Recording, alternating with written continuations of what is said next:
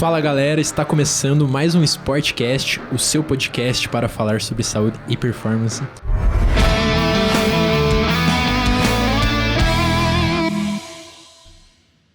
E pessoal, no dia de hoje nós trouxemos um profissional especializado em treinamento infantil, que na nossa concepção é referência em Ponta Grossa e região.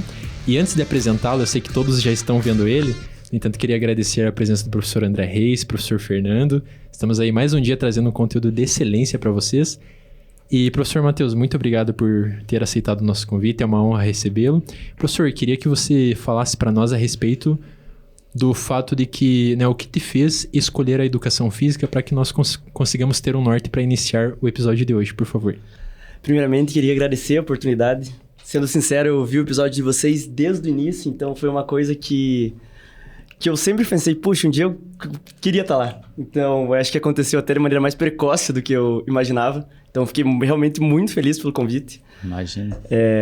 Para quem não me conhece, eu sou o Matheus Cavalli, tenho 24 anos, sou formado em Educação Física na UEPG e trabalho especificamente com treinamento de crianças, treinamento especializado e desenvolvido para crianças. Isso começou tudo a educação física começou muito cedo, então desde os meus pais me colocando nos esportes, seja ele natação, futsal, basquete, queimada, atletismo, seja qualquer coisa que apareça na frente desde criança. E essa vontade de estar sempre em movimento foi muito presente na minha vida. Então sempre ela esteve lá, sempre eu fui a criança que jogava todos os esportes possíveis no GEM, no que precisasse, se fosse bocha, se fosse tênis de mesa, eu estava lá. Mas agora voltando para a parte mais profissional, eu acabei entrando na educação física de maneira muito precoce, aos 16 anos. Eu era adiantado no colégio, então entrei com 16 anos na UEPG. E por ser muito novo, eu e os meus pais nos conversamos e eles aceitaram eu meio que largar a faculdade. Após 3 semanas, eu fiz apenas 3 semanas na UEPG em 2017. E abandonei a faculdade. E aproveitei o ano 2017 apenas pra jogar basquete. Jogava no... Tirou um ano sabático, né? um ano meio sabático, assim. Meio... Justo. Pra jogar aqui pelo time da cidade. E a partir disso, tive outra oportunidade em 2018 de refazer o vestibular novamente. E ingressar de novo na faculdade em 2019. E esse período foi muito importante, porque eu acho que com 16 anos você não está pronto para estar na faculdade, para levar realmente uma coisa a sério, um estudo a sério, desenvolver uma carreira a sério, porque querendo ou não, a nossa carreira se molda a partir da nossa universidade. Então, para mim, a universidade foi um processo muito importante para me desenvolver e para eu estar no estou. Então, esse intervalo foi muito importante para esse amadurecimento mesmo. Agora, falando diretamente lá da parte do desenvolvimento profissional, eu comecei essa parte de treinamento com as crianças mais na pandemia mesmo. Então, durante a pandemia, estavam muitas escolas fechadas, muitas crianças em casa, e eu tinha alguns parentes, meus priminhos, que uma prima minha mais velha me ligou e falou, por favor, tire o Bernardo de casa, porque não tem condições, o menino precisa fazer alguma coisa, ele precisa se movimentar. Eles moram em condomínios, então isso facilita muito a parte de ir até lá, ter uma estrutura, ter uma quadra. E a partir dessa primeira experiência comigo, brincando com ele mesmo, então fazendo alguns exercícios de forma de brincadeira, eu tive a primeira experiência como, entre aspas, um treinador infantil, né? Porque ainda não se considera um treinador, né? Porque a gente sabe quantos processos a gente tem que fazer para ser formado e trabalhar com responsabilidade na nossa área. Mas tudo começou a partir de uma brincadeira, a partir de uma experiência que eu tive. Sensacional, velho. Uma brincadeira consciente, né? Sim. Brincadeira com direcionado. No lúdico ali, você consegue. Tinha um repertório teórico, foi ali, aplicou na prática e percebeu que já respondia. Foi a primeira experiência essa. E a partir dela, nos próximos dias já apareceram um vizinho que também se interessou e participou dos treinos. Que massa, Daí depois já veio uma priminha do vizinho e se participou. E a partir desse momento eu entendi que era um mercado que era inexplorado, principalmente em Ponta Grossa. Fui pesquisar mais a fundo, então tem muitos profissionais em Londrina, profissionais em Curitiba, profissionais em Florianópolis, também é muito forte, tem muitos amigos que eu converso de Florianópolis, Maringá. Então realmente é só aqui que a galera ainda não entendeu a importância e o quanto isso, além de ser um mercado, o quanto isso impacta diretamente na vida das crianças, não apenas hoje, como também na adolescência, na vida adulta e todo o seu processo de participação no exercício físico. Perfeito. Então, galera, pra gente dar um pouco de contexto para esse episódio, tendo em vista que o mês de outubro é o mês do Dia das Crianças, né? Que tá por vir logo, nós estamos gravando aí dias antes. E em breve nós lançaremos, talvez até depois do Dia das Crianças. Mas esse episódio é direcionado para os pais que têm filho E às vezes tem dúvida com relação ao desenvolvimento motor da criança, em que momento que você deve colocar ele numa academia para praticar exercício. Tudo isso o Matheus Cavalli vai responder aqui para nós. Então, a sua dor, do que você que está em casa e nos assiste, a gente vai tentar trazer para esta mesa hoje aqui, para que a gente possa sanar a sua dúvida. Então, de antemão, já te peço para que você se inscreva em nosso canal, curta, comente, compartilhe, siga a gente lá no Instagram, SportcastPG. Por meio do nosso Instagram, você consegue se comunicar com a gente, interagir e pegar muitas informações lá, tá? Perfeito. Então, Cavalli, fala para nós um pouquinho assim a respeito da tua metodologia com relação ao treino das crianças. Mas antes eu tô com uma dúvida. Por que você entrou tão cedo na universidade? Porque eu era adiantado mesmo. Desde o comecinho, desde os jardins... Você foi muito novo, né, cara? Infantil. 16 Mas, anos. tipo, você foi diagnosticado alguma Não, coisa? eu só... Quando eu era bem criança mesmo, meus pais me adiantaram no infantil já. Daí é porque eu tive muito estímulo em casa. Minha irmã me ensinou a escrever meu nome com letra cursiva, acho que com 3, 4 anos, Caraca, assim. Matheus, Eu fui né? muito estimulado em casa O cara é mesmo. gênio mesmo, o cara é gênio. E isso foi muito importante. Então, quando eu entrei na escola, numa escolinha perto de casa, eu já entrei direto pro... Acho que era Jardim 3 na época, mas sendo mais novo. E só mantive, fui indo. É que eu faço 16 anos em fevereiro, no final de fevereiro. Daí o tempo que eu saí da faculdade não tinha feito 17 ainda. Mas foi mais ou menos a mesma época. Entendi. Eu saí da faculdade que dia... Sei lá, no comecinho de fevereiro, finalzinho de fevereiro, dia 20, 22, eu faço aniversário dia 24. Foi um intervalo pequeno, mas eu realmente entrei bem cedo. Entendi. Então, fala um pouquinho para nós a respeito da tua metodologia hoje, que você trabalha com as crianças, em quem é embasado o teu trabalho, pra gente conseguir abrir essa Então, mesa de conversa aí. Toda a parte de metodologia, quando a gente fala em crescimento e desenvolvimento motor, eu puxo, que eu considero o pai disso, que é o Galahu. Que ele é a base teórica para tudo que eu sempre uso, que é meu livro de cabeceira. Então, o livro Boa. que eu tô embaixo do braço sempre é o Galahu. A partir disso, eu comecei a estudar todas as fases de desenvolvimento. Para quem ainda não sabe, nós temos 4 fases de desenvolvimento motor. A gente inicia essas partes de movimento desde o útero, então a fase do movimento reflexo, ela inicia desde o útero, a partir dos 4 meses que a criança está no útero. Ela já começa a ter esses movimentos reflexos, respondendo a alguns estímulos, tanto externos, como barulhos, alguns sons, como também alguns estímulos internos. E essa parte de movimento, ela se inicia desde o útero e termina só quando a gente falece, só na nossa morte. Então, ele tem uma base teórica que é uma ampulheta. E essa ampulheta ela é muito fácil de ser compreendida, porque enquanto a nossa vida nós estamos se desenvolvendo, chega um certo ponto que nós começamos a regredir também. Então, essa ampulheta tem um certo ponto da nossa vida que ela vira.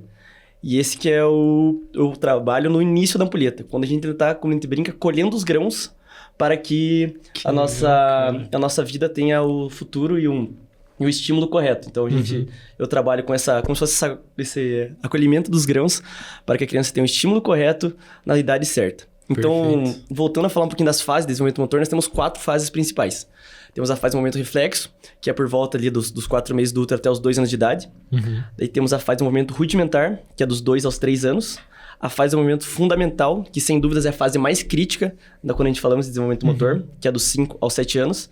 E a fase de movimento especializado, que isso daí sim é dos 7, 8 anos até ao longo da vida. Então, cada fase ela tem muito suas peculiaridades e muito a parte importante de cada uma. Então, por exemplo, na fase de movimento reflexo, os movimentos são muito mais resposta a estímulos do que movimentos conscientes. Então, isso também é um dos motivos que eu começo meus treinamentos com 2 anos de idade. Porque do 0 aos 2 anos, a criança apenas responde aos estímulos. Ela não tem consciência, ela não tem vontade do movimento. Então, são estímulos que sim, dá para ser feitos. Eu considero que dá para ser feitos. Tem muitas coisas que podem ser melhoradas nessa época. Mas eu acho até injusto com os pais investirem o dinheiro num produto que não vai ter tanto resultado. Então, a partir disso que eu começo a partir dos 2 anos de idade. Tá, então só pra gente orientar melhor quem tá em casa. Do 0 aos 2, você começa a trabalhar a partir dos 2. Isso. Mas pros pais que estão em casa, do 0 aos 2 anos, o que esse pai pode aplicar com base na ampulheta de Galahu em casa mesmo, assim, pra desenvolver e chegar pra você já pré-preparado, Entendi. vamos dizer assim. Então, tem alguns reflexos que são marcos que a gente pode fazer em qualquer bebê e qualquer criança. Por exemplo, se você colocar a mão na criança, ela vai fechar por puro reflexo. Ela não tem a consciência de pegar e fechar o dedo. É a mesma coisa nos pés. Se coloca no pezinho, ela faz a garra por reflexo. Se você deixar a criança de ponta cabeça, ela vai fazer esse reflexo do paraquedas, onde ela vai abrir os braços por movimentos reflexos, não por vontade. Isso Certo. são... A partir do momento que ela do 0 a 1 ano e 2 meses, mais ou menos, ela faz a parte de codificação. Então, o que é isso? Ela pega e primeiro ela vai começando a pegar todos os sinais e todas as informações do ambiente dela. Daí, do 1 ano e 2 meses até os 2, é a parte de decodificação. O que ela faz? Ela pega esses sinais e traz um significado para eles. Caraca. Então, a partir dessa decodificação, que ela consegue ter significado para que nos 2 anos ela já tenha esse armazenamento de informações preparado e ela tenha uma consciência do que ela está fazendo. Perfeito. Então, a partir do momento, já voltando para o rudimentar, tem 2 partes. A inibição do reflexo, quando esse reflexo deixa de ser reflexo e começa a ser um movimento consciente. E também, depois a gente aplica ela direto mais pro fundamental. Mas o mais importante é seguir, juntamente com o seu pediatra, seguir os reflexos do seu filho. Se ele está seguindo a parte maturacional, que seria uma progressão fixa, né? Que as crianças vão se desenvolvendo. Mas se elas tiverem os reflexos todos em dia, de acordo com a sua idade e com sua maturação, a partir disso, os estímulos já vão acontecendo de maneira natural. Porque além não só apenas da idade, a maturação é muito importante. Então, por exemplo, tem crianças que andam com 10 meses. Tem crianças que andam com 1 ano e 2 meses. Então, isso é muito, não apenas estímulo, mas maturacional também. Perfeito. Então vai de criança para criança, não Sim, tem uma regra estipulada. Dentro do desenvolvimento motor, nós temos 3 pilares, né? Que é o indivíduo, que é o fator individual, como os princípios do treinamento falam. O ambiente, então o quanto essa criança é estimulada e o quanto tudo que está ao redor. E o ambiente entra tudo, entra alimentação, entra fator demográfico, fator de questão de poder aquisitivo, fator de estímulo, entra toda essa parte do ambiente. E também na tarefa, então o que está sendo proposto para ela. Então esses 3 pilares também são muito importantes. O estímulo, o ambiente, a tarefa e o indivíduo. Então a partir disso também, que é muito importante na hora de a gente promover os treinamentos para as crianças. Então tem a questão relacionada ao genótipo e fenótipo, sim, né? Sim. Basicamente assim. Sim. E no Porque terceiro hoje em dia estímulo fica muito aberto. Nossa, o que eu devo fazer com a criança? Como, não faça isso, não faça aquilo. Daí você vê tem que deixar de barriga no chão para poder estimular esse paraquedas. Cara, Então, às vezes é interessante, né, falar aí para os pais que começa a estimular esse tato no pezinho, deixa de barriga ver os sinais baixo. mesmo, né? Os sinais do dia a dia. E, por exemplo, isso é muito importante, porque a partir da maturação, uma coisa que eu lembro que quando eu estudei na faculdade eu achei incrível, porque um dos movimentos reflexos é o alcançar, que a criança vai buscar um objeto com as mãos. E o alcançar, a primeira etapa dele é o alcançar globular, que seria alcançar com o olho. Então é por isso que a criança tem aqueles objetos em cima do berço. Porque o primeiro alcançar de reflexo é o alcançar globular. Visual. Então, por isso que ela fica primeiro com... É uma coisa que eu realmente, quando descobri, assim, eu falei, caramba, que negócio da hora, impressionante. Cara. Por isso que ela olha dela fica, o que eu faço? O primeiro dela Entendeu? É o alcançar globular, para primeiro enxergar o objeto, para daí... Interessante. E isso do que você falou, de ficar deitado, é muito importante, porque o desenvolvimento da criança e de todos nós é céfalo-caudal próximo distal. Então, o que significa isso? Ele começa primeiro do nosso crânio até as bases do nosso corpo e do tronco para as extremidades. Então, por exemplo, a criança, a primeira coisa que ela tira do chão quando ela está deitada de bruços, ela tira a cabeça, depois tira o peito, depois vai tirando, descolando, porque ela vai querendo essa força, que primeiro começa céfalo-caudal. Por isso que é muito difícil para a criança ficar... Primeiro ela fica sentada, depois ficar de pé. O desenvolvimento primeiro é céfalo-caudal. Primeiro ela consegue ter a força no tronco para ficar sentada e de maneira posturada, né, que a gente chama, de maneira mais ereta, para daí sim ela ter força nos membros inferiores para conseguir andar. É todo um processo maturacional, não é apenas... ela só vai andar porque ela quer andar com 10 meses. Não, tem todo um processo que tem por onde... Tem que respeitar essas fases do desenvolvimento. Ô, Matheus, e qual que é a importância da prática de exercícios físicos para a criança? Eu sei que essa pergunta é bem generalizada, no entanto, para que o pessoal entenda de fato algumas particularidades relacionadas a essa importância, por favor? Como eu falei das 4 fases, tem algumas fases que são mais críticas. E muitos estudos apontam que o desenvolvimento das habilidades motoras fundamentais, que são aquelas que, consideradas por Galahu, presentes na maioria dos esportes, então podemos citar algumas como as locomotoras, como são correr, saltar com o pé só, alguns deslocamentos, skippings, então são várias habilidades de locomoção, e também habilidades manipulativas, dentro arremessar, chutar uma bola, agarrar uma bola, rebater uma bola com uma raquete.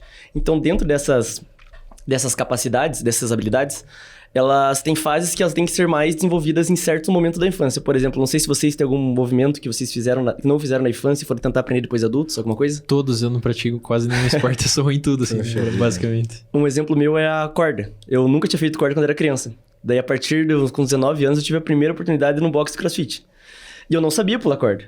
Eu realmente não sabia, porque na época de desenvolvimento fundamental que eu tinha que ter aprendido isso, eu não aprendi. Então eu era aquele adulto com 19, 20 anos, que pulava a corda, dobrando os 2 joelhos e um de cada vez. Aquela coisa horrível, totalmente descoordenada. Pior que sou assim também.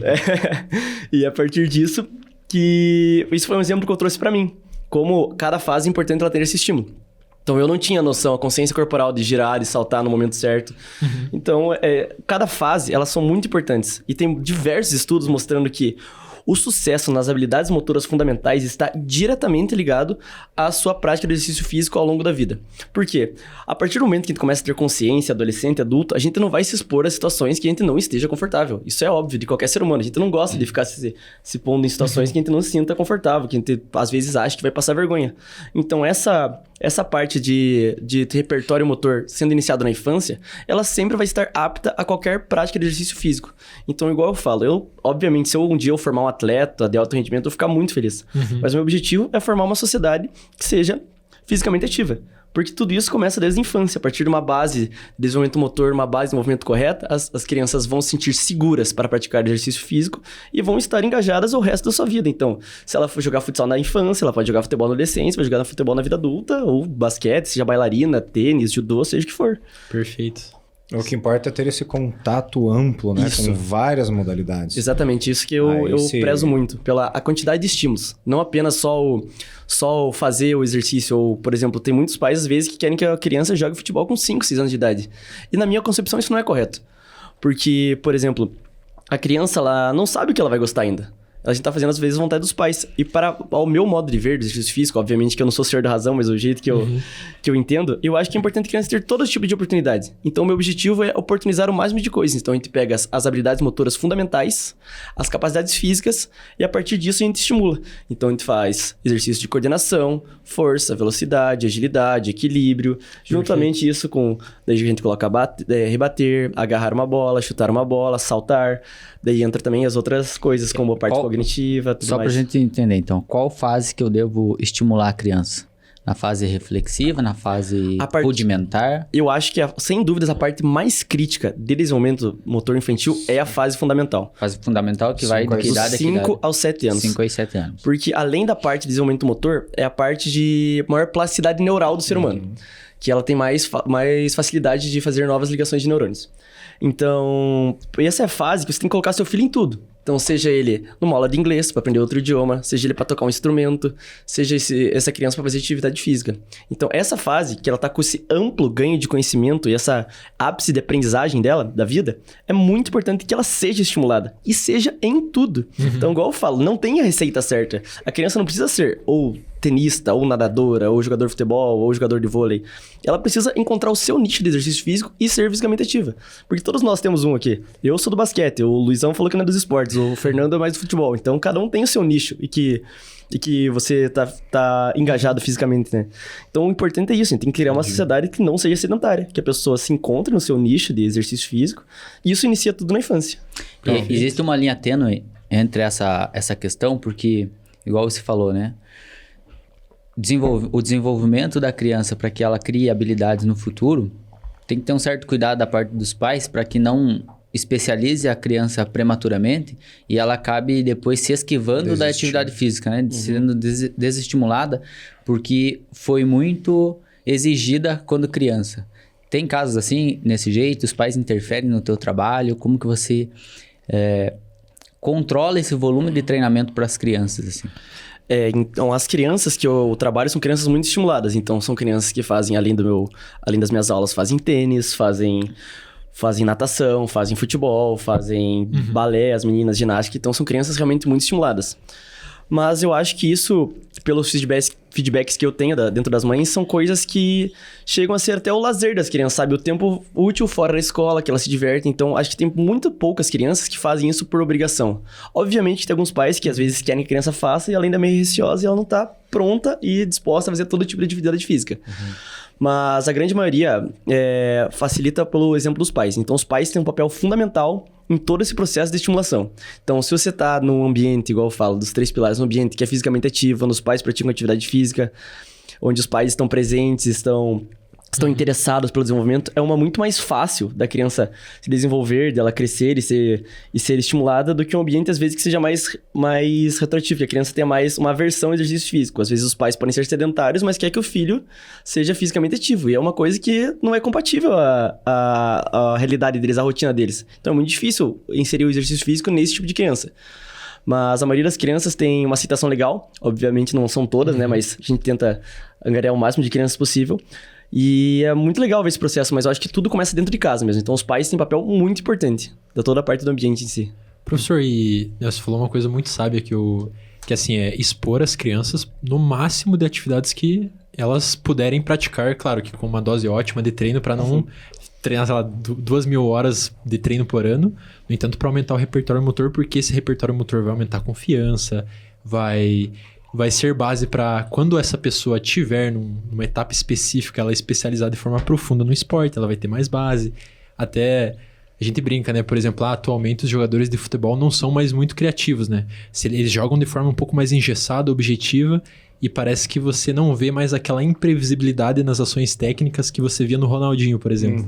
Ronaldinho, nossa, se via ele jogar, não era tipo, ele não só jogava, ele dava um show, né? Que ele driblava, olhava o passarinho passar, cantava a repórter, tudo ao mesmo tempo. E você não sabia o que ele ia fazer.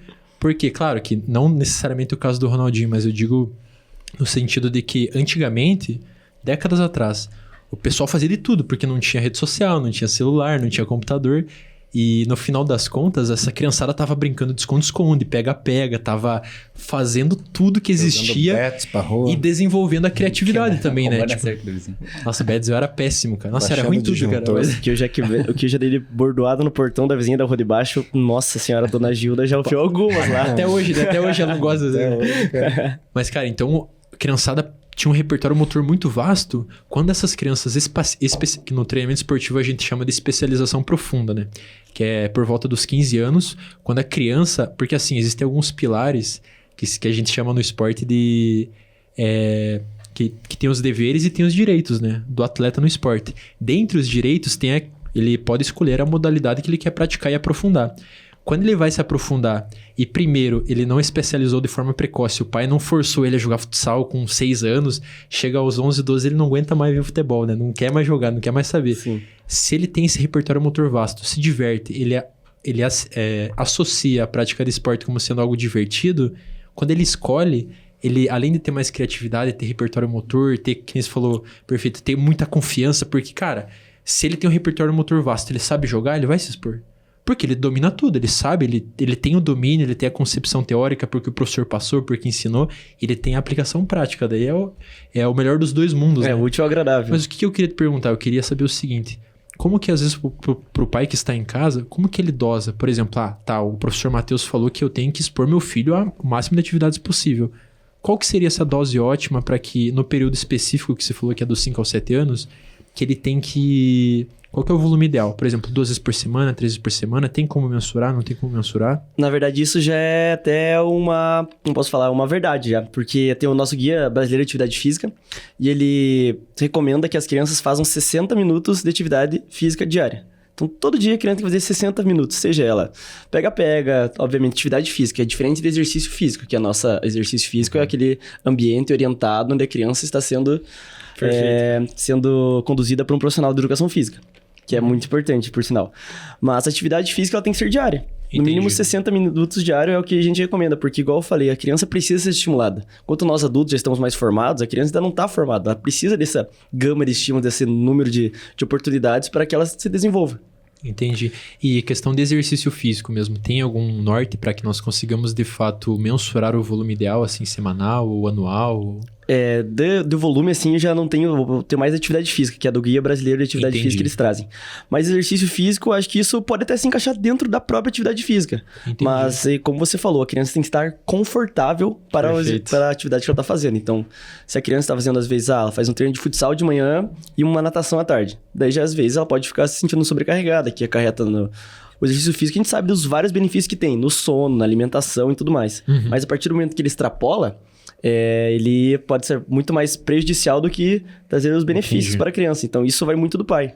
Tem algumas crianças, às vezes, que elas fazem tanta atividade que, às vezes, tem algumas aulas que elas dormem, que elas cansam. Entendi. Porque, realmente, é muita atividade, é muito estímulo. Ainda mais hoje em dia, que as crianças, além de tudo que elas fazem da escola, e muitas crianças têm a terapia, que querendo ou não, hoje é um tema muito mais importante. Na nossa época, terapia infantil era uma coisa, entre aspas, de maluco. Era a cinta, era... Varinha, Dona Rosa, Lau. Não tinha muita conversa, era mais resolver os problemas. Hoje em dia já tem os grupos de inteligência emocional, já tem terapias, tem, às vezes, o psicólogo, tem o fono. Na minha época, eu nem sabia que existia fonoaudiólogo, por exemplo. A gente só se desenvolvia. Então, hoje tem muitas mais especificidades e trabalhos voltados para o desenvolvimento da criança, que são muito importantes, mas na nossa época não tinha. Então, às vezes, concorrer com essas diversas áreas tem que saber dosar, né? Pra criança não se sobrecarregar na sua rotina, porque a criança não é um adulto. Ela não tem que fazer igual eu brinco.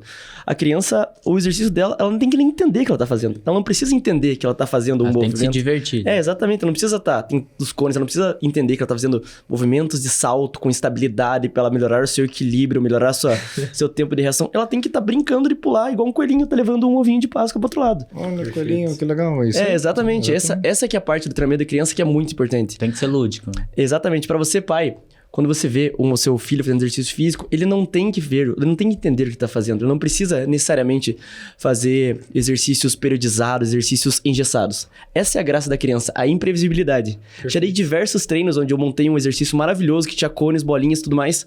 E a criança pegou uma garrafinha de água, girou, caiu de pé. E é isso. O treino foi isso. Ela tinha que correr, deslocar e fazer a garrafinha parar de pé. Se for futebol e a criança quiser pegar a bola com a mão, deixa.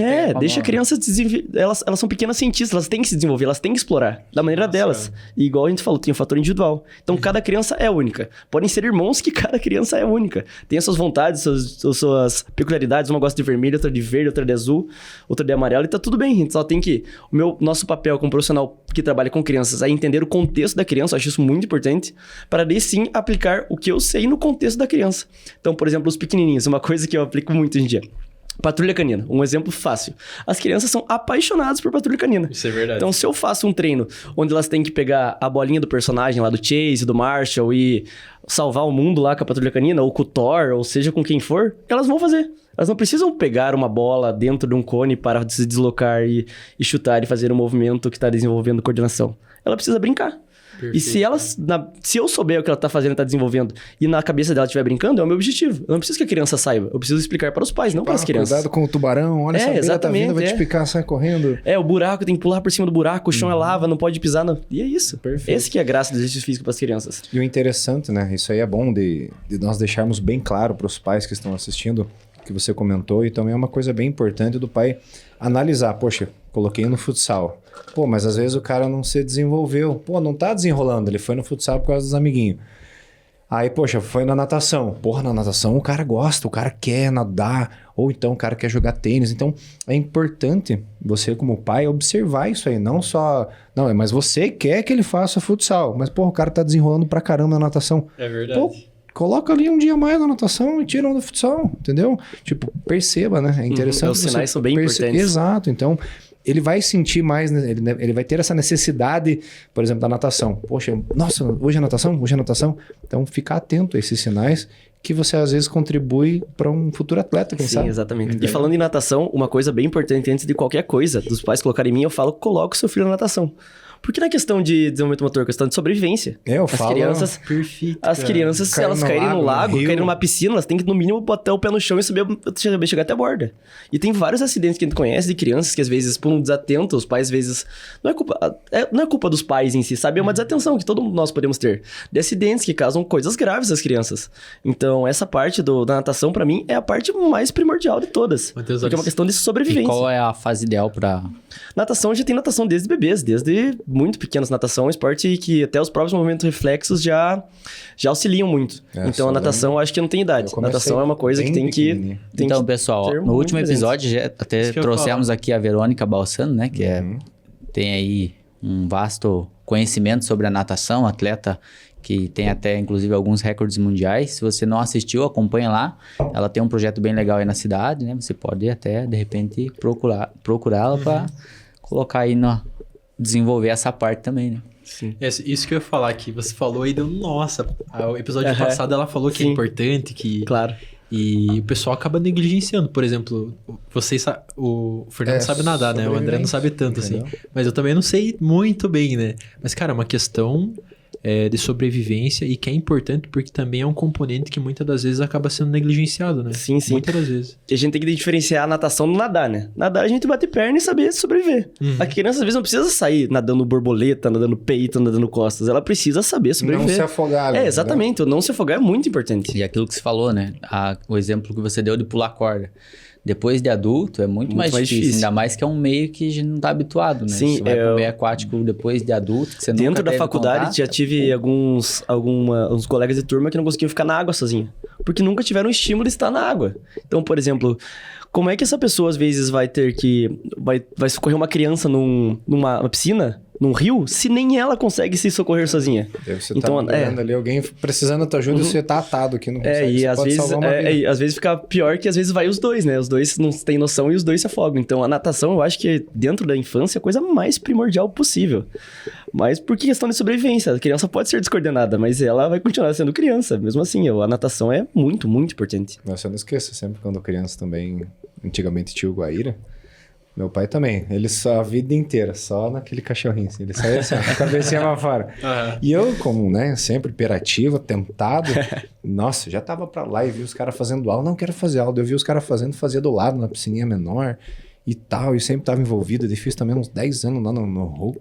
Não sei se dá pra ficar. Pode. Eu já treinei lá, Numa natação. Poxa, fiz muitos anos e eu futuramente pretendo voltar também, porque é um negócio que eu gosto bastante, sabe? A natação é muito gostoso. Eu também fazia como aeróbico a mais, sabe? Só pra ter uma maravilha. Eu tenho vontade de fazer natação agora.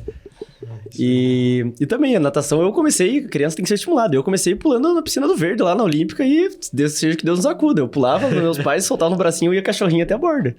E a vida inteira pulando. Daí até quando minha mãe viu, eu já tava pulando, já tava me virando. Mas, obviamente, primeiro com segurança, com estímulo, mas depois foi embora. Na praia, minha mãe só olhava pro segurança. Às vezes eu e ela, porque meu pai era caminhoneiro. Daí eu sempre ia com ela pra praia, né? Ficava criança, férias ali. Ela só olhava e falou, ó, aquele lá é meu filho, por favor, eu não consigo fazer nada. Você que pode salvar ele ali pra mim. E eu ficava lá, pranchinha, lá pro meio da água.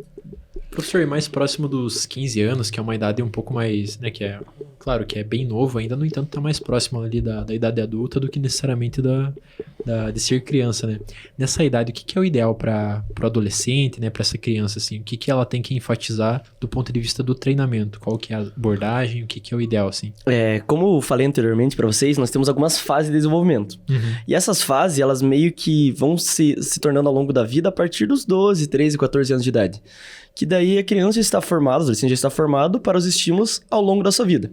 Então, enquanto dos 5 aos 7 ela está se formando, a partir dos 7, 8, 9, 10, 11, 12, é o finalzinho do molde do exercício. E a partir daí o corpo dela já está teoricamente pronto, da parte motora falando.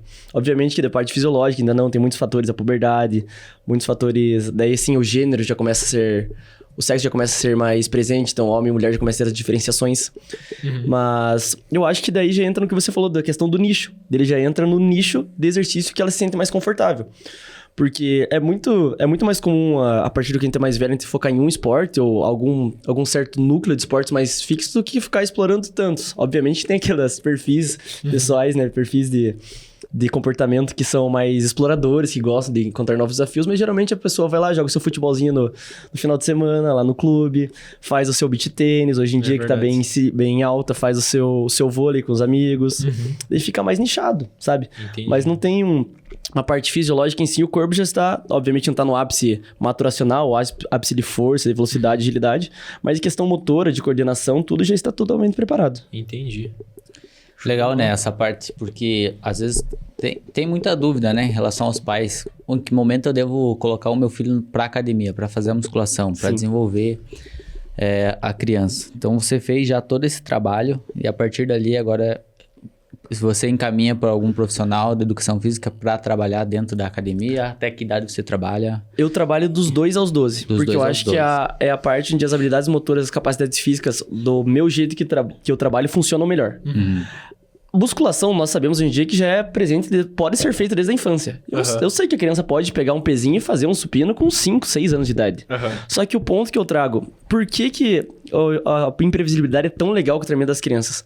Porque, igual eu falei, se elas não gostarem, elas não vão fazer. Se uma criança não gosta de uma pessoa, ela não vai interagir com essa pessoa, ela não vai disfarçar que gosta, igual nós, como às vezes nós estamos em algum ambiente assim que a gente tem que se fazer posturado e tem que reagir de situações por questão de maturidade social, né? Elas não têm isso. Então, se a criança não gosta, ela não vai fazer. Não adianta você bater o pé, xingar, ficar brabo, que ela não vai fazer. Então, por isso que essa parte de desenvolvimento de academia, de força, pode ser feita desde a infância. Só que eu não considero uma coisa agradável. Por que uma criança vai estar num local, às vezes até um local cinza, um local que ela não se diverte, puxando um peso com 6, 7 anos de idade? Algo previsível. Exatamente. Por exemplo, se vocês que são todos personagens aqui, vocês chegam na academia, às vezes pode ter um aluno que não seja que tenha mais amor para um exercício, mas se for 3 de 10 supino, ele vai sentar e vai fazer os 3 de 10 no supino. É verdade. Se eu falar para uma criança, viu, hoje vai ser corrida vai e vem 10 vezes, ela vai falar não. E acabou. Tipo, você pode tentar fazer aqueles nossos jogos de competição, às vezes tentar aquele convencimento, mas se ela não quiser, ela não vai fazer. Porque ela não tem a maturidade emocional de falar, poxa, eu estou fazendo isso para melhorar tal coisa. Ela não sabe de nada. Ela só quer se divertir. Então, por isso que é tão legal o treinamento com as crianças. Porque ela traz essa parte de imprevisibilidade que eu sempre brinco. Agora que eu estou com os estagiários, eu sempre falo isso para eles.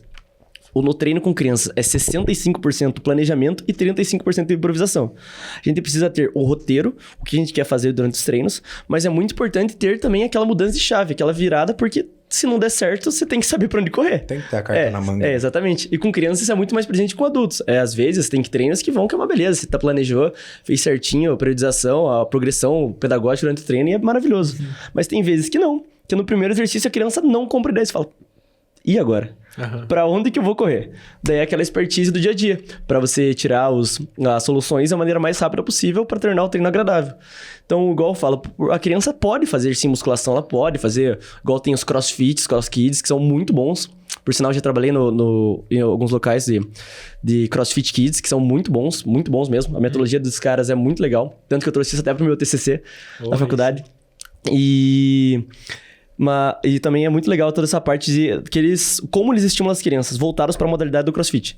Mas, ao mesmo tempo, tem certos estímulos que ainda não estão na hora certa. Por exemplo, a musculação, igual eu falei, a musculação ela pode ser feita, mas eu não considero que seja uma coisa agradável para a criança. Talvez não seja o componente que vai transformar a vida da criança. Sim, como, exatamente. Por exemplo, ela... melhorar o tempo de reação, diminuir o período latente, aumentar o repertório motor, por exemplo. Exatamente, porque dentro da minha metodologia eu trabalho com 4 pilares principais. Porque não só apenas motoramente falando, eu considero que quando a gente trabalha com crianças, a gente está desenvolvendo seres humanos.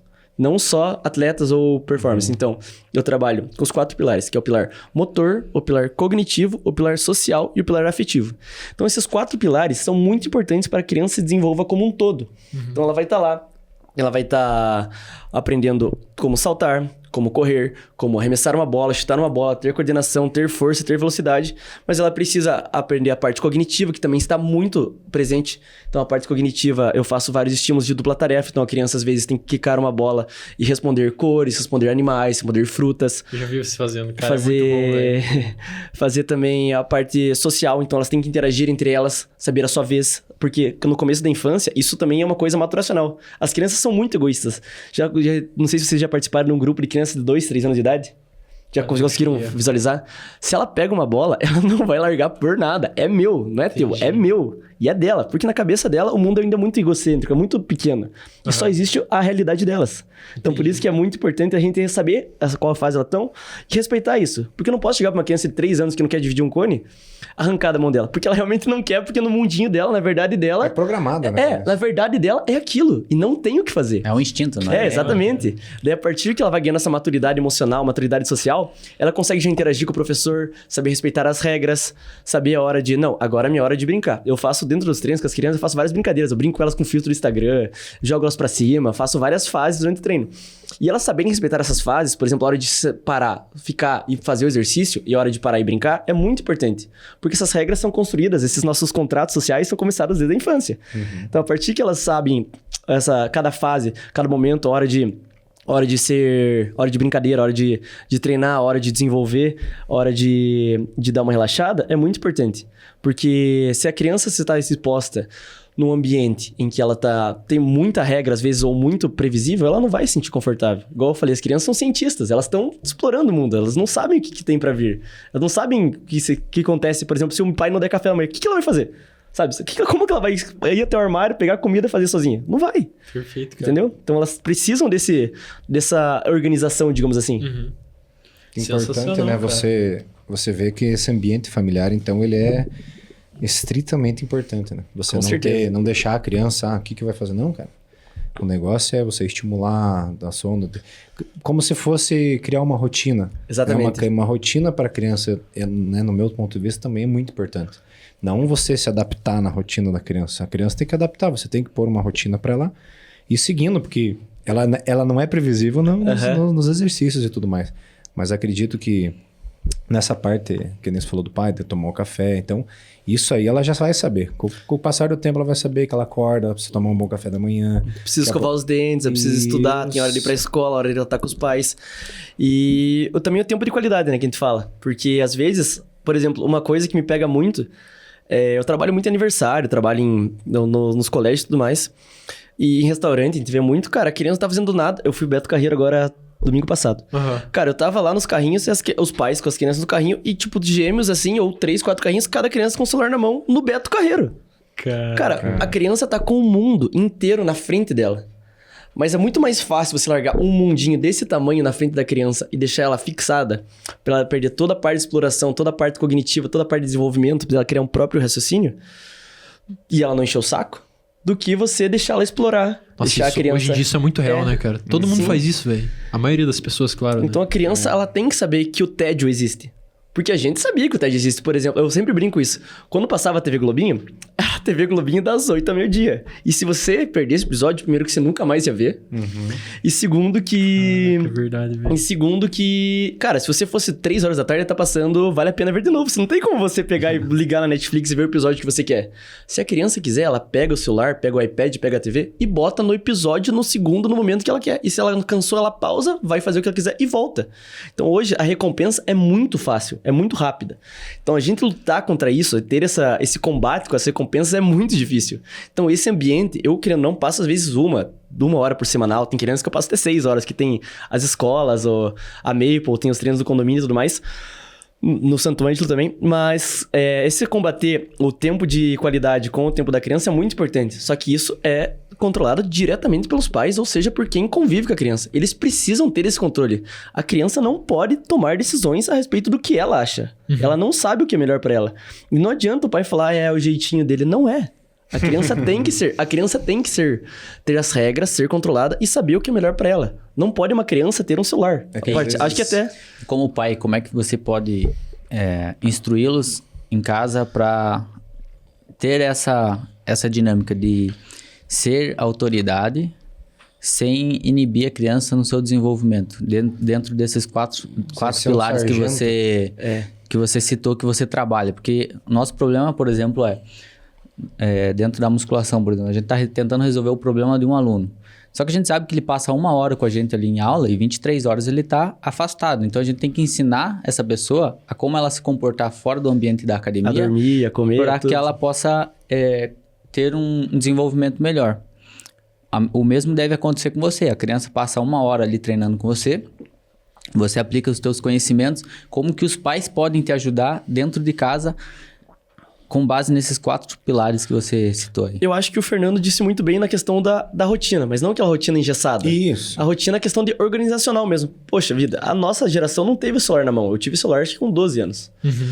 E a gente não cresceu nesse mundo. Então, pra nós, é difícil a gente entender que a criança também... É difícil a gente inibir a criança desse mundo, ela não participar. Eu acho que ela tem que sim ter o celular, mas é tudo na medida certa. Então, a criança pode, às vezes, hoje em dia, que ela não ter o seu TikTok, ver no celular da mãe, ter uma conta controlada, jogar... Às vezes, tem aqueles Roblox... Mas ela tem que ser controlada. Então, beleza, a criança vai fazer isso? Vai fazer meia hora do dia dela, vai fazer 10 minutos do dia dela, vai fazer 40 minutos do dia dela. De acordo com o que o pai acredita seja certo, mas não pode extrapolar disso. Porque senão a gente vai voltar àquele ponto que eu falei, as crianças ficarem crianças previsíveis, crianças sem raciocínio, crianças sem a parte cognitiva de saber desenvolver, de saber, às vezes, até interagir. Cara, uma coisa que eu falo hoje em dia é não só criança, é assustador os adolescentes que hoje em dia às vezes estão entrando na faculdade ou estão... Cara, a galera às vezes perdeu muita coisa da pandemia, a gente não tem noção ainda. O quanto isso vai impactar em gerações na nossa frente. As pessoas que foram... Eu sempre brinco, as pessoas que foram... adolescentes na pandemia, nunca tiveram experiência de tomar um fora, nunca tiveram experiência de jogar num GEM, com o ginásio mais lotadinho, com mais competição. Então, cara, eles chegam na faculdade às vezes meio, sabe, meio cru. Perdido.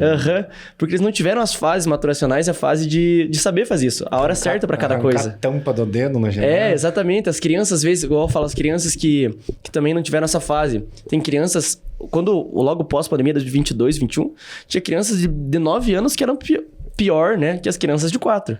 Porque na época que elas tinham que fazer as atividades, elas não fizeram.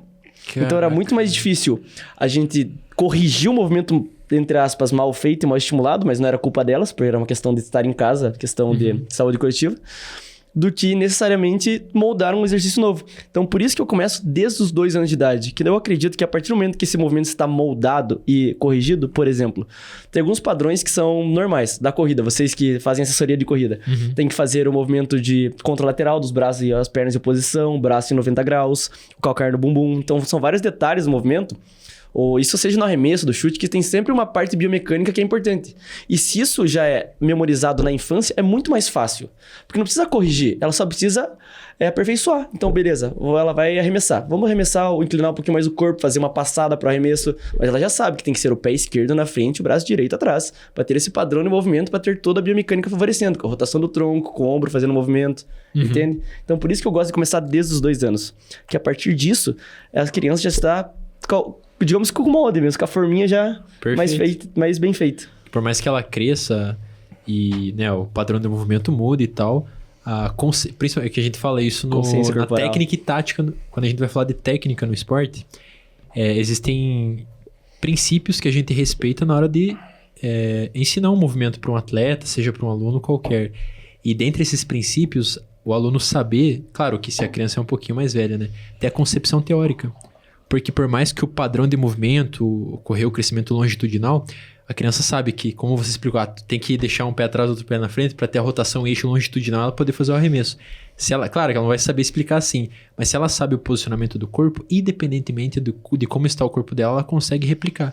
Se ela replica, ela faz o movimento correto. Se ela faz o movimento correto, ela não automatiza com vício, né? A gente fala que vício motor é difícil de corrigir, porque o padrão a tá sinapse já foi criada, né? A semente já está plantada. É isso aí. Muito difícil.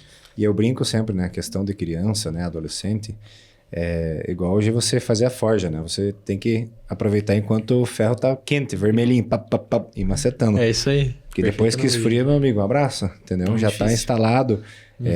Que nem eu brinco sempre essa questão da neural, como se fosse uma trilha. Você faz uma trilha, fica só um pouquinho amassado o mato. Daí você vai de novo, mais um pouquinho, mais um pouquinho. E a hora que já tá aquele matagal lá, já era.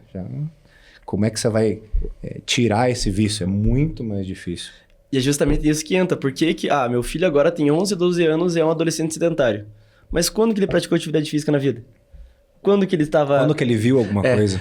Quando que ele foi experienciado a ter esse tipo de atividade. É difícil mesmo você se inserir, como você falou que você já estava moldado, se inserir diretamente numa atividade física. Ela não vai se expor. Então são 2 extremos que a gente tem, né? Sim. A criança que ela não é motivada a fazer e os pais dão o celular, dão a tela para que ela fuja do ambiente e desenvolva a prática esportiva quando mais velha. E o outro extremo que é quando a criança ela é colocada sob domínio do pai, que você vai virar um atleta, você vai fazer isso, você tem que ir lá. E aí quando ela chega mais velha, ela não consegue também, porque ela pegou ranço de qualquer tipo de atividade, porque ela foi obrigada. Então saber dosar esse meio termo é imprescindível. Isso é difícil, né? Seria o equilíbrio, né? Porque aquela coisa... É o equilíbrio, mas... Você tem que querer fazer, porque como eu sempre brinco, né? É a primeira vez de todo mundo, né? Só que a teoria, né? Os embasamentos, né? Tudo, questão de estudo, tá aí. Então, quanto mais a gente conseguir aplicar próximo, tanto que a gente aplica os métodos e dá certo. Por quê? Porque já teve bastante embasamento. Então, já teve bastante comprovação. Então, que nem você tem essa parte de estudo de comportamento das crianças. Então, né? Passe uma dica aí para os pais, para justamente eles terem essa noção de equilíbrio entre, né, a dose de estímulo e o quanto eu não devo forçar. Eu acho que em qualquer área você tem que procurar um profissional que esteja adequado e que seja para a realidade da sua criança. Então, como eu falei, nenhuma criança é igual a outra. Todas as crianças, elas são únicas. Então, nós precisamos encontrar o padrão da criança, o que ela gosta, e a partir disso, ela ser estimulada dessa forma. As crianças, elas precisam ser estimuladas toda a parte cognitiva, parte motora, parte afetiva, parte social. Todos esses fatores são muito importantes porque entram na parte de desenvolvimento global da criança. Então, você, pai, que às vezes não sabe que colocar seu filho, não sabe se coloca ele numa natação, num judô, num tênis, no futebol, experimente. Dê oportunidade para ele se desenvolver. Deixe a criança explorar o seu próprio mundo.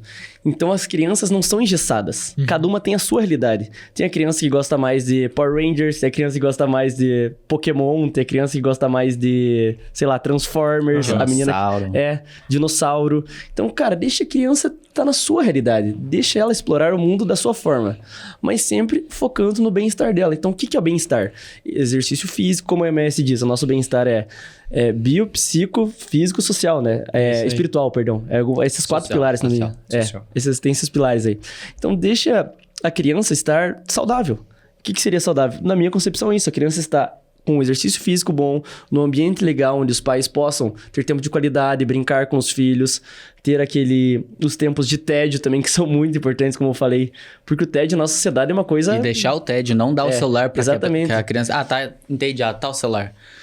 Porque aí você vai colocar aquela situação que falou, né? A criança vai pro lugar que ela quiser com o celular. Exatamente. Por exemplo, se a gente estiver viajando num ônibus, no avião, a gente não vai ficar entediado. A gente vai puxar uma série, puxar uma música e vai... até nós mesmos, adultos, que temos a consciência disso, nós não convivemos com o tédio. Para uma criança que não tem maturidade nenhuma para isso, é muito mais fácil você pegar qualquer coisa e responder isso. Cara, é verdade, velho. A gente não convive mais com o tédio. É muito difícil, porque nossa... Não pode. É muito difícil essa parte de conviver com o tédio. E realmente, tédio não é uma coisa fácil de lidar. Mas você saber controlar essa parte, toda a parte das crianças dela, ter os seus momentos de tédio, momento de felicidade, momento de alegria, momento de os mares mais calmos, os mares mais agitados, é muito importante. A criança tem que saber disso, porque senão ela vai crescer. Por exemplo, querendo ou não, hoje em dia, eu ainda não consegui deixar esse trabalho um pouquinho mais social, atingir todos os públicos. Que é uma vontade muito grande minha, fazer parcerias com prefeitura e tudo mais. Mas as crianças são muito estimuladas. E elas têm realmente muito repertório motor. E muitos estímulos mesmo em casa. Então tem, às vezes, videogame, tem celular, tem iPad, tem realmente muito estímulo. Então o TED para eles é muito difícil de ser encontrado. Porque elas têm muitas coisas para ocupar o seu tempo. Então, às vezes, isso que entra no exemplo de casa. O pai precisa ter esse feeling. De falar, poxa, tá um pouquinho demais. Meu filho não está sabendo ter paciência, não está sabendo, às vezes, aguardar um pouquinho mais. Porque isso, por exemplo, a criança vai, daqui a uns dias, ela vai ser criança, vai ser adolescente, vai ser adulto. Vai estar numa entrevista de emprego, tem 3 na frente dela. Imagina essa criança esperando 2 pessoas falarem, se tremendo de ansiedade, porque ela precisa resolver o negócio dela. Querendo ou não, até quando eu cheguei aqui, eu falei, cara, eu preciso dar uma soltadinha, né, pra ficar mais à vontade. E, cara, isso, com nós que temos a consciência do que tá acontecendo, já é presente. Imagina com uma criança que não tem maturidade nenhuma. Não passou por isso, né? Exatamente. Não experienciou. E o exercício físico tá cada vez mais aliviando isso. Então, tem muitas crianças com TDAH, algumas crianças que são, às vezes, superdotadas. Então, o exercício físico consegue regular muitas coisas fisiológicas também. Não apenas só a parte de motor, a parte cognitiva. Total. Então, muitas coisas fisiológicas podem ser resolvidas através do exercício físico. Então, você, pai, procure um profissional que adeque o exercício físico à realidade do seu filho. Eu sempre falo isso, porque é uma tecla muito importante. A criança precisa ser fisicamente ativa, não importa o que ela fizer. Ela precisa achar o que ela gosta e ser fisicamente ativa, para ter uma vida saudável. E aí, perfeito. Eu tenho um exemplo, Bela porque, colocação. cara, você vê, né, como antigamente a gente não tinha muito de celular, tinha mais a televisão, mas também não era aquela coisa. Não era tão chamativo assim, né? Poxa, e mesmo assim... Cara, era descer da escola no gás pra pegar... não perder o Dragon Ball, pegar né? o Dragon Ball. Nossa! Dragon Ball Tiro e... de 100 metros. Também qualquer outra, Liga da Justiça, né? Eu gostava. Eu curtia também. Super Choque. Super Choque. E... Eu era muito fã do Yu-Gi-Oh! Nossa, Yu-Gi-Oh! Deixava louco. Yu-Gi-Oh! Beyblade também, meu Deus. Verdade. Que eu pegava aquelas Beyblade de ferro e, destruía as paredes, os rodapés das paredes de casa. Nossa, meu Deus do céu. Fazia esse X1, E faísca e... Jogava a minha que jogava tudo. E daí o Tunicão também, né? Meu pai, ele não fazia nada, assim, não era um atleta, mas, cara, levava nos bombeiros a jogar bola, pegava a bicicleta, ia lá na Vila Velha, ficar andando, e levava na Lagoa Dourada, e faz não sei o quê. Então, isso é... Porra, cara, importantíssimo. E a minha mãe também, ela não era muito de conseguir fazer muita coisa, mas eu sempre tive as amizades ali em torno do bairro. Cara, então ela só dava aquela olhada e já tava jogando bets lá fora, daí skate ali na frente e já tava nos bombeiros. Então, talvez isso tenha me ajudado muito hoje a conseguir fazer muitas coisas nessa parte coordenativa. Então, com certeza. O negócio tédio é você... acaba ajudando você a desenvolver a parte da criatividade. Exatamente, também, né? exatamente. E hoje tem você vai criar brinquedo coisa, pra tudo. Não quero isso, não quero isso. Daí o cara, tenho tudo. Cara, às vezes, vou contar uma história. Lá vem coisa boa. Quando eu era criança, assim, mais velho um pouco já que as crianças, né? E aí, a questão do tédio, né? De desenvolver a criatividade ali. Às vezes ficava piazada na esquina ali conversando. O que vamos fazer, né? Não tinha nada, cara. E aí tinha a escolinha das crianças, que era municipal ali, e era uma descidão, assim. E tinha um gramadão, assim, que tinha um mato, sabe? E as crianças desciam tudo correndo ali. E aí, cara, o que nós vamos fazer pra se divertir, sabe? Daí nós ia lá e dava nó nos matos. Assim. As crianças desciam correndo, cara. Começava assim, bola. Mas, cara, daí eu pensei que ele ia falar que ia pegar papelão e escorregar. Foi muito criativo, né? Não, tem coisa melhor. Criativo foi mal, né? Mas foi criativo. Só que qual a moral da história, né, cara? Aí a gente esquecia que a gente dava os nós. E vocês passavam depois nós de descia correndo, a gente mesmo caía. Então, mas era engraçado. E a questão da criatividade, né? Ó o ponto que a gente chega, né? Não pra desenvolver nesse nível, mas...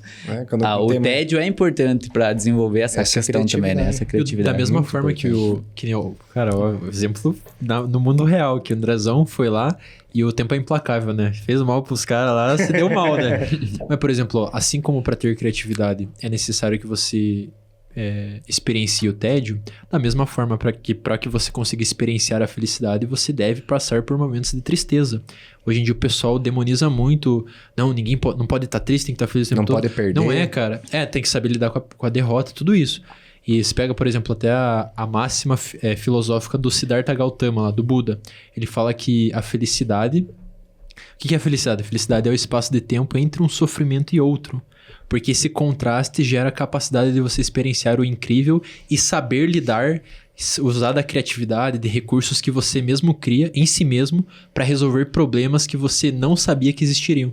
Então você tem que experienciar a tristeza para ficar feliz. Você tem que saber lidar com o tédio para ser criativo. Você tem que contar com momentos imprevisíveis para saber criar recursos em si mesmo para resolver esse problema. Igual você falou, cheguei aqui, tava meio nervoso. Cara, você experienciou, passou, chegou, detonou, refletiu pra caramba. Você passou por isso, você tá cada vez mais apto. Então, se expor, né? Ter esse repertório comportamental vasto é muito importante, né? Exatamente, igual você falou mesmo, eu considero que as coisas na vida são muito cíclicas. A natureza é cíclica. A gente tá hoje na primavera, e já teve o outono, teve o inverno e vai vir o verão. Então, as coisas são cíclicas. Se a criança ficar naquele momento de felicidade, de recompensa, ela não vai saber como é a vida fora disso. Ela vai dessensibilizando, na verdade. Exatamente, né? Vai se tornar uma coisa natural. E a recompensa, a felicidade não é uma coisa do dia a dia. A gente não... Tem gente que acorda, mas a gente não acorda todo dia com 7 horas da manhã falando uhul, hoje é o meu dia. Todo dia. Pior que eu acordo 50 da manhã. Não, todos os dias. Tem como todos os dias. Cara, a gente tem momentos, né? A gente tem momentos. Tem ápices e altos e baixos. Eu acho que não tem como. Se você entender esses altos e baixos e saber, às vezes, encerrar um dia ruim, porque outra coisa que com quem quer trabalhar com criança e com qualquer profissional que seja da criança, seja psicólogo, dentista, professores de escolas, querendo ou não, tem muitas crianças para um segundo. Vocês também têm dias ruins. Então, saibam respirar fundo e ter a paciência. Deixem muitas coisas de lado e respirem fundo. E as crianças também têm dias ruins. Isso é muito importante. Porque a gente acha que porque criança não tem dia ruim. Então, a criança às vezes não dormiu bem. A criança às vezes brigou com a mãe na hora do café. Uma coisa boba, que igual nós fazemos. Às vezes um dia mais que a gente tá com um limiar de tolerância. De tolerância, essa palavra que eu tava buscando. Menor... Brigou com o irmão, brigou com o amigo, e ela vai vir estressada. Então a criança também tem os dias ruins. E o segredo para quem quer trabalhar com criança é saber dosar no seu dia ruim.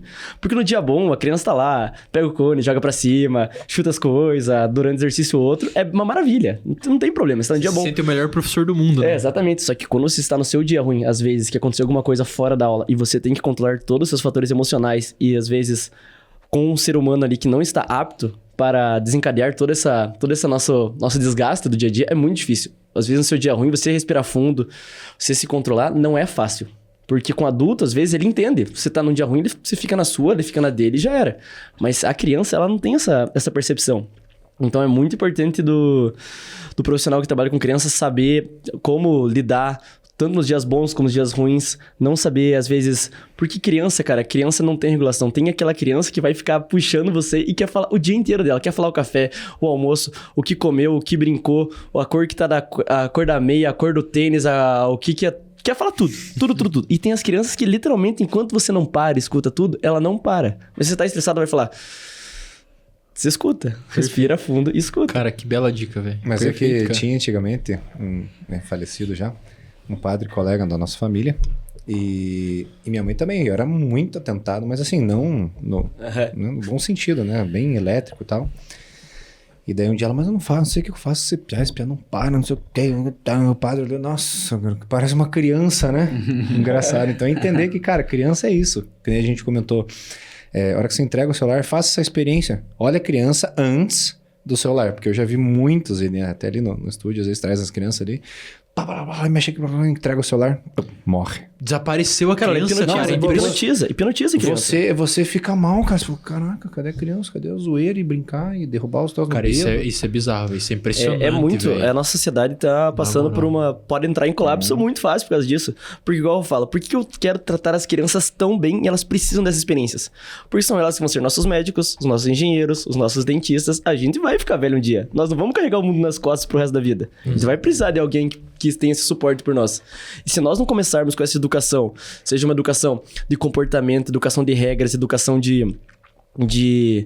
até educação do seu próprio dia a dia, ela não vai acontecer.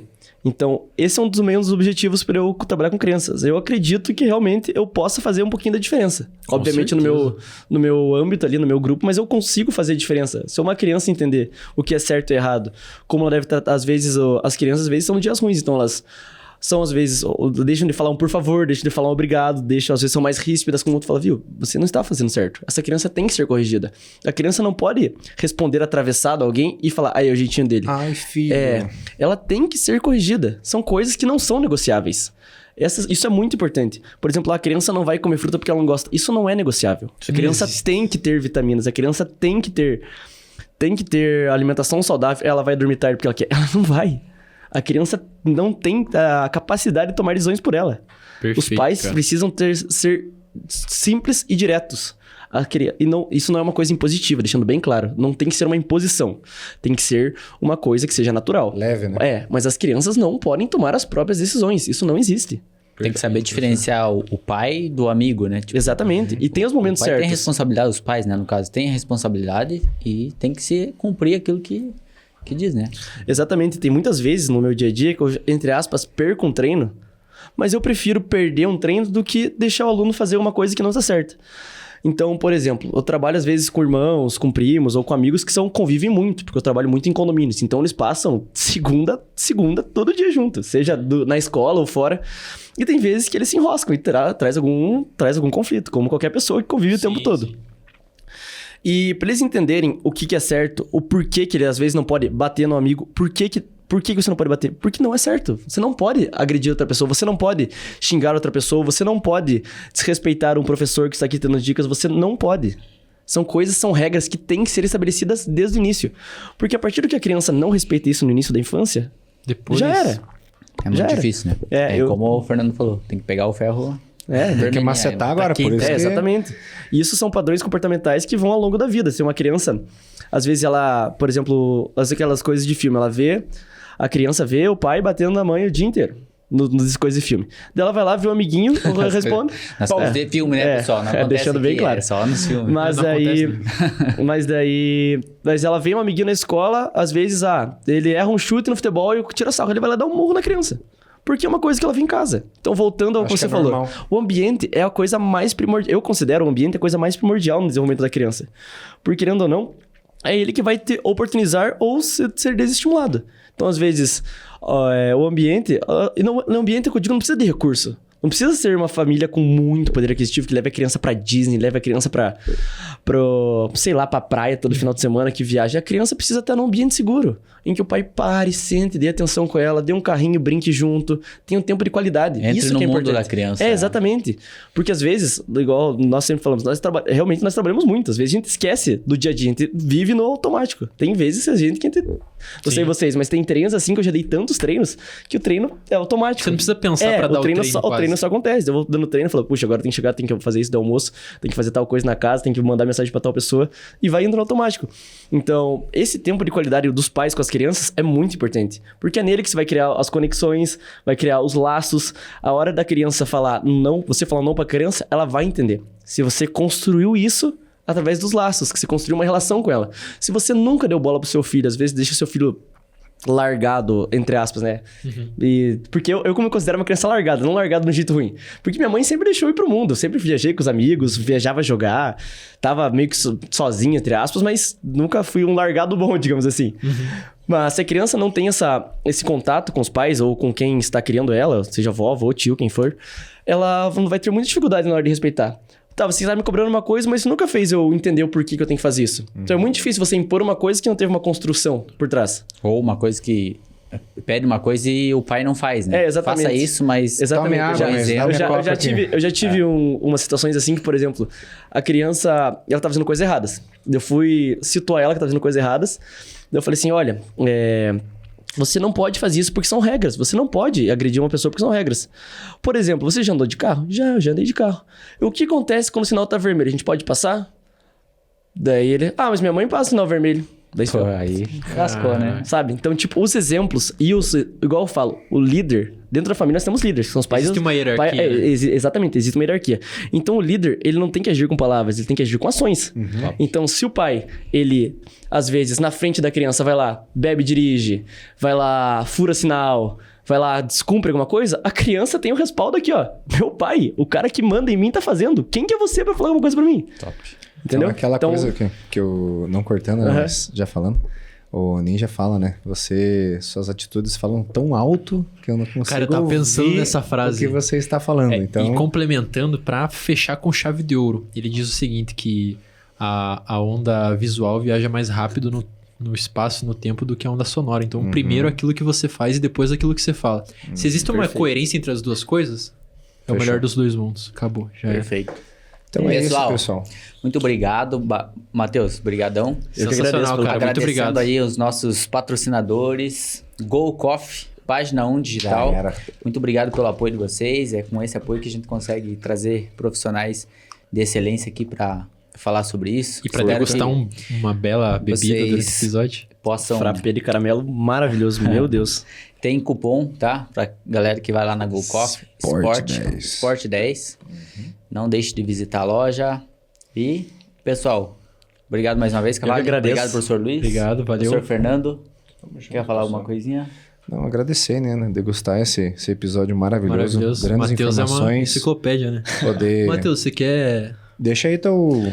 Pra quem não me conhece ainda, o meu @ mc.treinamentokids. MC? MC. MC. Esse bigodinho. Eu sabia que esse bigodinho tinha alguma coisa. Não era à toa, né? Bigodinho do MC, pô. No momento ainda nós estamos com a agenda lotada, então não temos vagas, mas caso você queira, pro ano que vem já estamos com a lista de espera aberta, então teremos não só eu, como mais alguns profissionais presentes, e caso você queira a gente fora do âmbito particular, nós estamos também na Maple Bear, escola aqui de Ponta Grossa, e no Colégio Santo Ângelo. E também estamos iniciando um projeto, eu e uma psicóloga, Mari, esqueci de falar disso. Caraca. É um projeto maravilhoso, a gente vai unir o treinamento funcional infantil e a inteligência emocional. Então, é um grupo, a gente consegue fazer toda essa parte de psicologia, a parte de entender seus sentimentos e de desenvolver a parte mais social, cognitiva, emocional da criança, como também o exercício físico. Então, a gente conseguiu unir esses dois pilares de uma maneira muito legal. Então, caso vocês queiram conhecer um pouquinho mais do trabalho, @mc.treinamentokids no Instagram. Sigam lá na tela aí, fica sensacional, cara. É isso. Siga, compartilha e manda esse vídeo para todo mundo do seu social aí. Manda para todos. Não é isso, professores? Exatamente. Pessoal, um forte abraço, fiquem com Deus e até a próxima. Tchau, tchau.